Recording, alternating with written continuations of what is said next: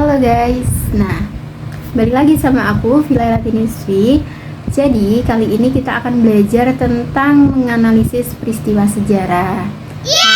Ini sebelum kita belajar tentang materi menganalisis peristiwa sejarah, kayaknya ada baiknya kita ke mode serius kali ya, supaya nanti pembelajarannya jauh lebih bisa dipahami. Dan juga kita bakal ganti background dulu supaya teman-teman juga bisa lebih menarik dan lebih enjoy dalam belajar. Oke, kita ganti background dulu ya. 1, 2, 3. Halo teman-teman, kalian tahu nggak sih apa itu peristiwa sejarah? Peristiwa sejarah merupakan peristiwa di masa lalu di mana peristiwa tersebut terkait dengan hajat hidup manusia.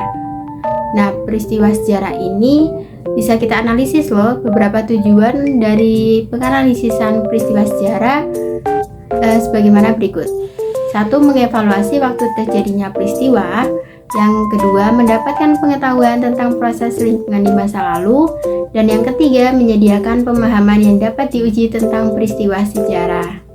Kemudian, salah satu peristiwa sejarah yang paling melekat di kita adalah seperti proklamasi kemerdekaan. Nah, proklamasi kemerdekaan ini bisa kita lihat sangat panjang prosesnya, tapi di sini akan kita ceritakan secara singkat. Jadi, pertama-tama dimulai dari dibom atomnya kota Hiroshima dan juga Nagasaki pada tanggal 6 dan 9 Agustus 1945.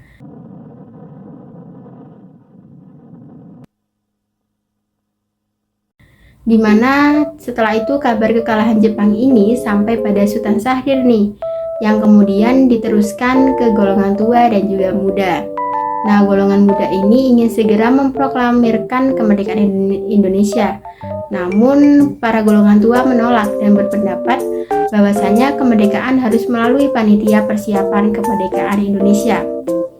Kemudian, karena tidak menemukan titik terang atau terus terjadi perdebatan nih, maka terjadilah proses atau peristiwa Rengas Dengklok, di mana peristiwa tersebut adalah pengamanan Insinyur Soekarno dan juga Muhammad Hatta ke Rengas Dengklok agar mereka tidak terpengaruh oleh Jepang.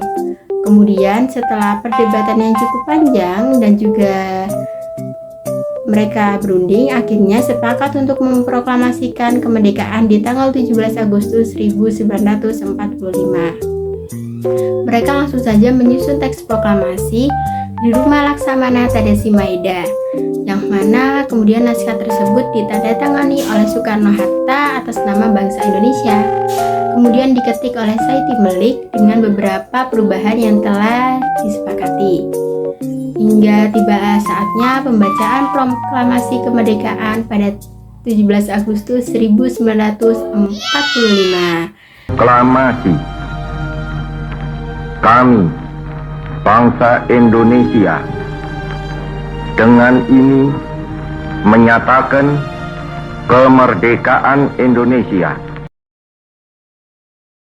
Di mana proklamasi kemerdekaan ini dibacakan di rumah Soekarno di Jalan Pegangsaan Timur 56 Jakarta pada pukul 10. Nah, gimana nih secara keseluruhan proklamasi kemerdekaan Indonesia itu adalah peristiwa sejarah ya, yang mana memiliki konsep ruang dan juga waktu, di mana pembacaan proklamasi ini dilakukan di rumah Insinyur Soekarno dan waktunya pada jam 10 tanggal 17 Agustus 1945, serta menunjukkan makna perkembangan dan kesinambungan perjuangan bangsa Indonesia. Oke, segitu dulu ya, bye-bye.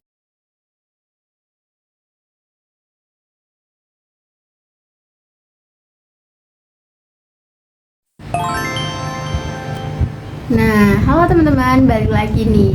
Nah, gimana dari penjelasan tadi? Kira-kira apakah masih ada yang belum dipahamin atau belum dimengerti dari menganalisis peristiwa sejarah?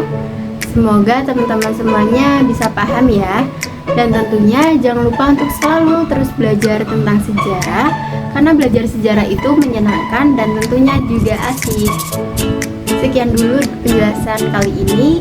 Semoga kita bisa bertemu di lain kesempatan, di lain materi, dan di lain pembelajaran. Jangan lupa tetap belajar sejarah, karena sejarah itu menyenangkan.